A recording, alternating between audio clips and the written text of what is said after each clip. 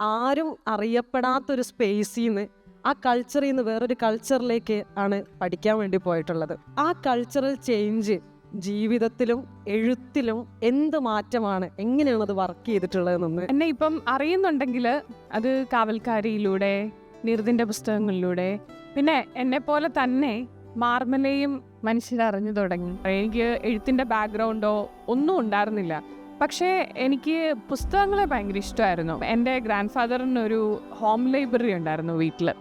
അപ്പം അതിനകത്തെ പുസ്തകങ്ങളുടെ കാവൽക്കാരി ഞാനായിരുന്നു. നേരെ PG പഠിക്കാനായിട്ട് ഞാൻ മെൽബണിലോട്ട് പോയി. ഞങ്ങൾക്കൊരു സെഷൻ ഉണ്ട് ഇതുപോലെ വട്ടത്തിൽ കൂടി ഇരുന്ന്. അപ്പോൾ പ്രൊഫസർ ചോദിക്കും 5 വർഷം കഴിഞ്ഞ് 10 വർഷം കഴിഞ്ഞ് നിങ്ങൾ ആരായിരിക്കും. ഭയങ്കര ക്ലീശ ചോദ്യമാണ്. ഞാൻ എന്ത് പറയുമെന്ന് ഇങ്ങനെ വിചാരിച്ചിരുന്ന് ഞാൻ പെട്ടെന്ന് പറഞ്ഞു എനിക്കൊരു ഓഥർ ആവണം.